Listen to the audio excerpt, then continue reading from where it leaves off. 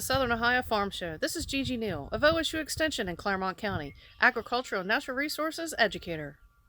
I'm James Morris, the Agricultural and Natural Resources and Community Development Educator for the Ohio State University Extension in Brown County. And I'm Brooke Beam, the Ohio State University Extension Educator for Agriculture, Natural Resources, and Community Development in Highland County. And we will be your hosts for the Southern Ohio Farm Show. Today is July 29th. This week's episode will have updates from Dave Apsley, James Morris, Ashley Kulhanig. We'll have scenes from the Clermont County Still Project Judging by Gigi Neil, and I'll provide information on how to edit your own videos. First, we'll start with Dave Apsley. Dave?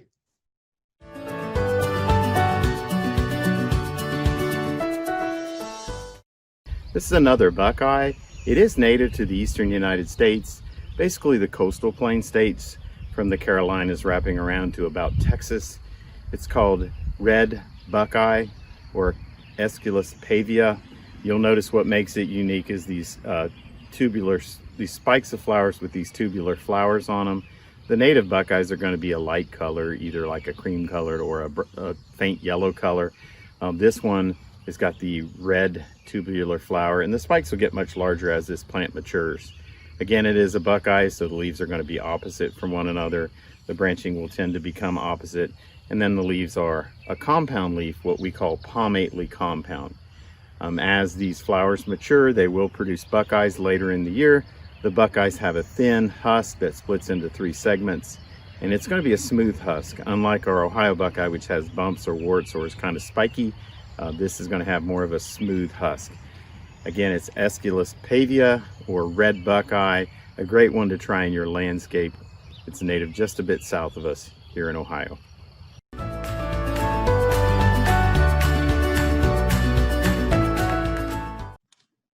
So as I'm sure most of you have seen by now on your news feeds, on social media, or even on TV, that the Ohio Department of Agriculture released a statement yesterday informing the public to not plant any unsolicited seed packages that you may have received in the mail. Now, this information has been floating around for a week or so now, that as other states have had this issue, but this has been reported in Ohio now. And as you can see down here at the bottom of the screen, these are some example pictures from the Ohio Department of Agriculture of some of the packages that were received by residents throughout Ohio and throughout the other states. Now, as you take a look, you can see at the top left, it does look like there is some Chinese writing on it, and it appears that these packages have originated from China, according to the Ohio Department of Agriculture. So if you do receive these packages in the mail, again, do not plant. And if they are in a sealed package, as you see on the bottom right hand of your screen here, do not open that sealed package, and then make sure you save the original packaging. That way you can report it and provide pictures as provided below to the Ohio Department of Agriculture. But the Ohio Department of Agriculture has also opened up their website for reporting, and I created a Go link that you can see here at the top left part of your screen, the go.osu.edu/ODA seed. So you can type that exactly into your web browser, and it will take you to the page you see at the bottom left where it says Unsolicited Seed Reporter. Now, of course, you'll find all the general information down there that the Ohio Department of Agriculture has released. And then the tab on the right, you will see Report Unsolicited Plant Material. That will take you to the form where you can fill out your name, address, county, and include any pictures that you may have and report that back to ODA. So you can also see here on the right side of the screen where it says for more information, also highlighted there in the red circle, the USDA Animal and Plant Health Inspection Services has an anti-smuggling hotline. You can see that number down there is 800-877-3835. You can also find their email right down there below the phone number, and you can also email information to them at the email listed there below at the bottom right. So again, if you would like to contact the USDA APHIS program or the Ohio Department of Agriculture, and do not open or do not plant any of the packages that you may receive containing unsolicited seed packages. So the reason for this being is these seeds, we have no idea what they are at this time, and they could be invasive or noxious weeds that can have a serious impact on agriculture in Ohio and can really impact the cost of food production in the United States down the road. So again, this can also be, as I kind of forgot to mention, these could be poisonous to different parts of livestock too. So depending on what these seeds are, they could have different ramifications on the United States agriculture. So reporting that is going to be very important. Okay, so now if you would click on the section where it takes you to the form on the Ohio Department of Agriculture website, you will see this web page, and it will have the complete downloadable form that you can fill out and send back to the Ohio Department of Agriculture.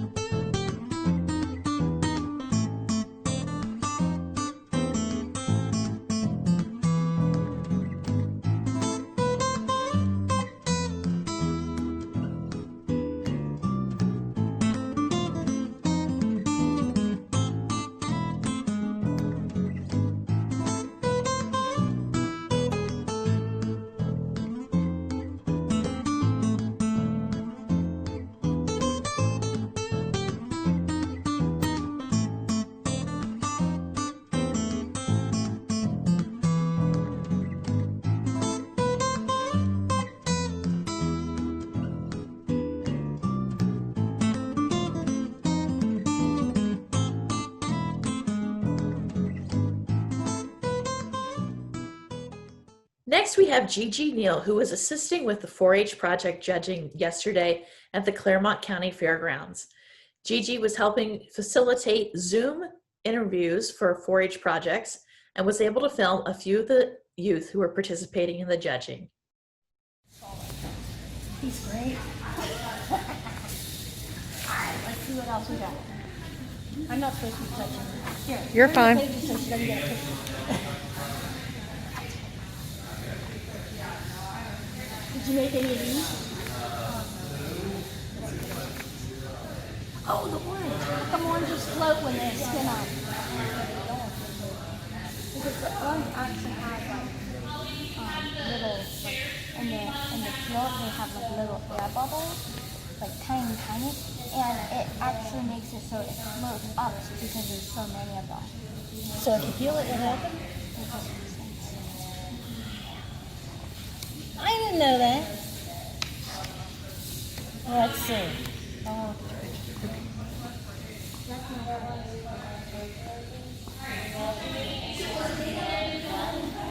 You're using them for, and if they're not safe, so you want to know, like, when you're doing stuff like sailing and climbing, you want to make sure they're not so tied properly. That way, no one can get hurt. Do you ever want your fingers in the middle of the knot while you're tying them? Hey, did you do any research on any of the cordage? Do you know what natural fibers are or synthetic? Yes, so cardboard is synthetic, and synthetic cord you can fuse synth and it will melt. And then you'll have to whip natural material, because if you would try to burn it off like you would fusing, it would just burn up. Okay. Talked about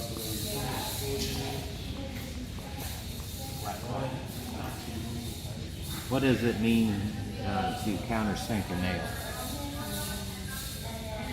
You ever heard that term? What's the difference between a crosscut and a rip saw?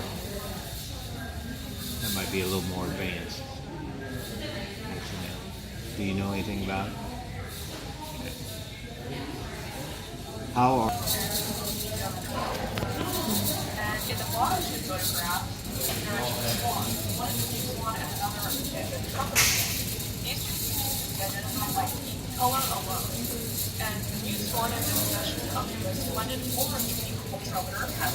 Thanks, Gigi. We wish all of the 4-Hers in Clermont County and Brown County and Highland County and every other county throughout the state of Ohio the best of luck this year with their projects. Next, I'll teach a segment on how to edit videos. A couple weeks ago, we taught how to make your videos, how to film them, but this week we're going to talk about some basics in editing in Premiere Pro. Today we're going to learn how to edit your own videos in Adobe Premiere Pro. So the first step is to open the Adobe Premiere Pro app. So you'll want to start out with a new project. So click on the New Project tab on the left, and then give your project a name. So for this, we're going to do video editing.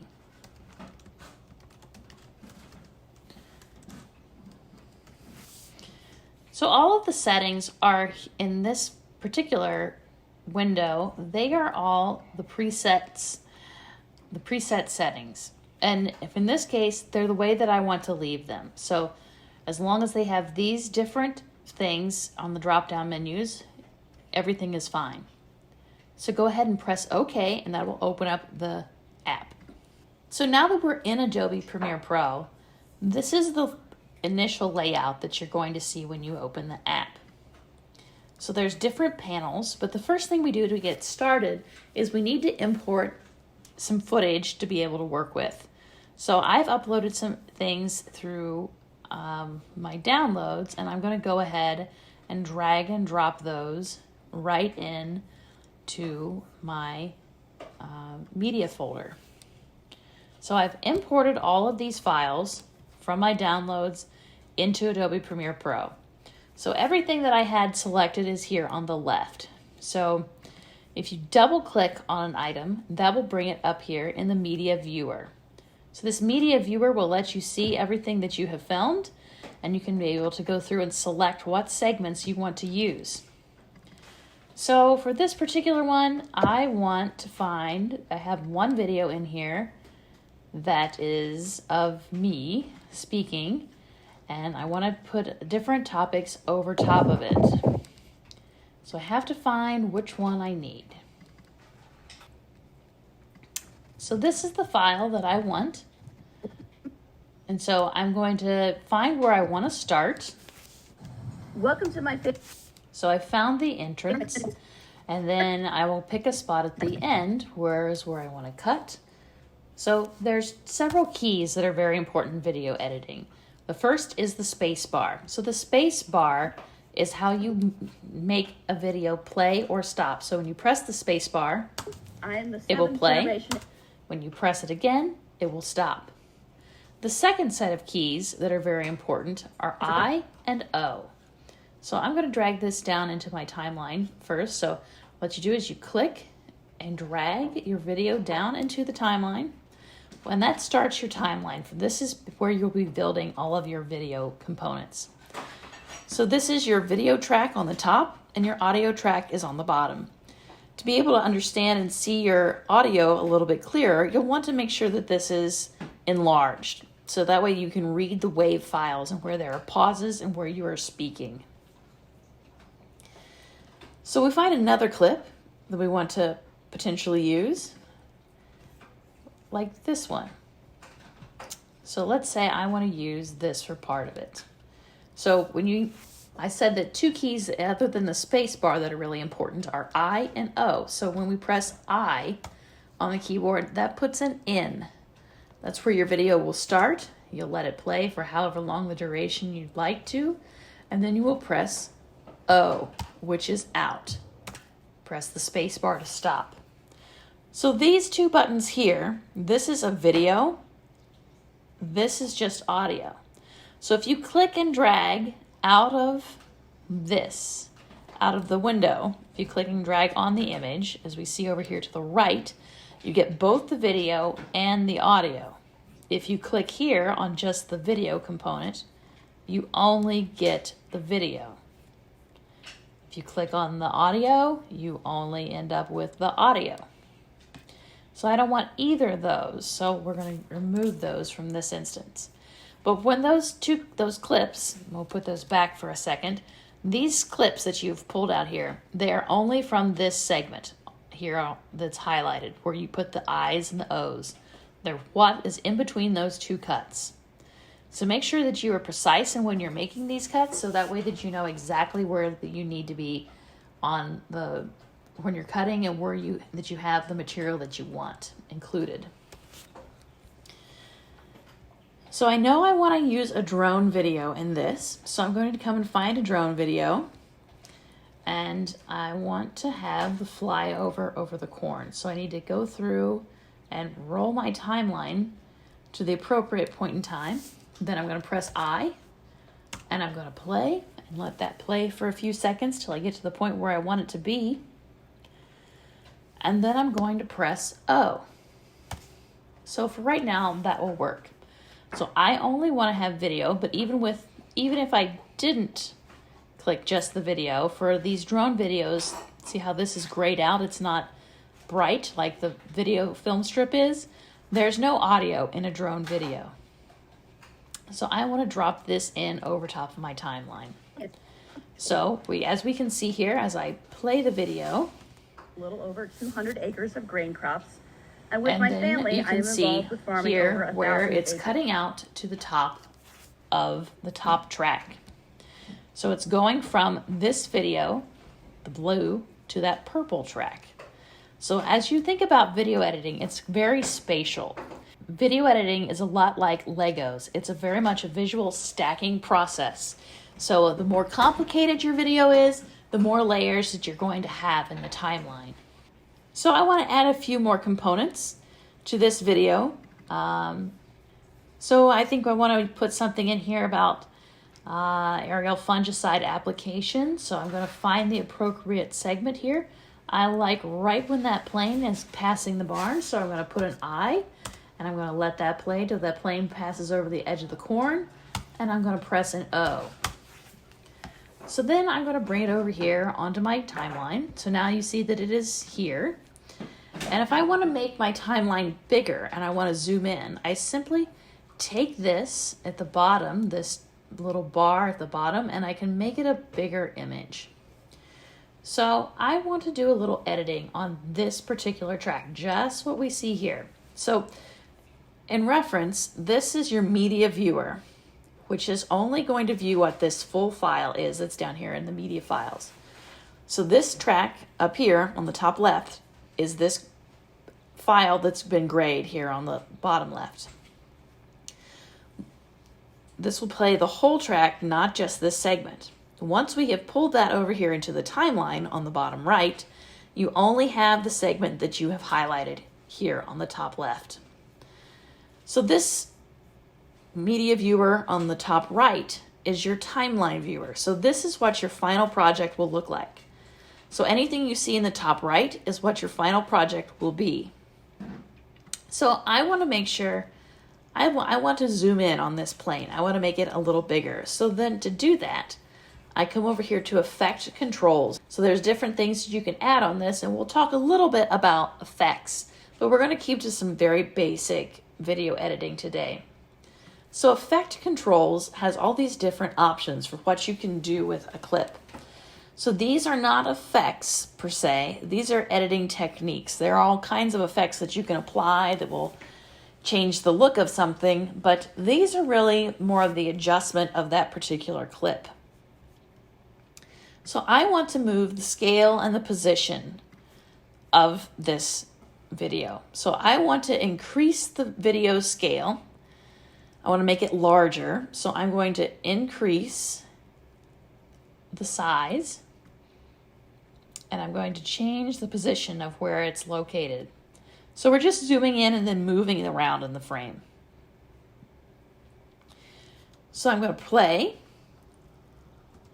And then I find out that I'd really like to have that a little bit lower towards the end. So I want to use the rule of thirds. So I want to make sure that that is at the bottom third of the viewing window. And there goes the plane. So now I wanted to make sure that it was a little longer. I thought that was a little short. So if you come down to the timeline, you can click on the end of that film on this selection that you've made. And as long as you have this red icon, you can roll that film out a little longer. So you have a little more room to work with, provided that there is enough room in that clip that you're working with. But let's go to the end. Let's say that I want to remove a part of my presentation, that there's a part of the video I don't want. So I find there's a set of tools right over here. So for what we're going to do today, there's really three main pieces. This is the selection tool, you have the razor tool, and the type tool. So if I want to remove something, I click on the razor tool, which is this rectangle. And then I have to be very specific and precise about where I want this to be. Because once I make that cut, I need to know exactly where I'm cutting, or I could possibly cut on the wrong spot. So I'm going to make a cut there, and as you can see, there's now two different sections of the track. It plays in one piece, but there's two parts. So if I want to remove that segment, I can just remove it, or I can delete it. So there's a million things that you can do there to change things. If you have someone who has a lot of pauses or misspeaks during a presentation, you can remove those by being able to understand the WAV file below. Then if you want text, you click on the text tool and you can write something in the text box that appears.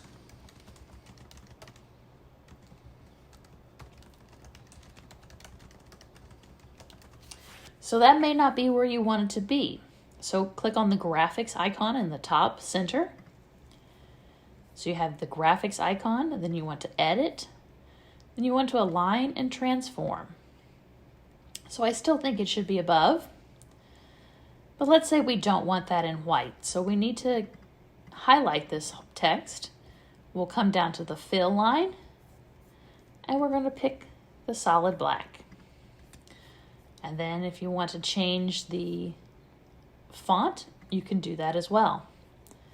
If you need to adjust the size, it's relatively easy to do that. So there's a very quick tutorial on how to put text, how to make cuts, and how to overlay things for a video. Let's talk about exporting your video. Let's say you've already decided that you've made the video exactly how you'd like it to be, and now you want to export it so that you can share it. So you're going to use the similar tools that we talked about before. You're going to want to take your play bar, which is this icon right here, and drag it to the very beginning of your timeline and press the I key, which starts the I, the in. Then you want to go to the very end of your video and make sure that you are at the very end. You want to zoom in as far as you can to make sure that you are truly there, and press the O. So that has everything highlighted. But as we can see, this box, this audio box and this video file, they're both highlighted in white. But this file where we have our text is not. So at the moment, the text is not included in the video that will export. To make sure that it will export as part of the rest of the video, check this V2 toggle, which will then highlight and select this.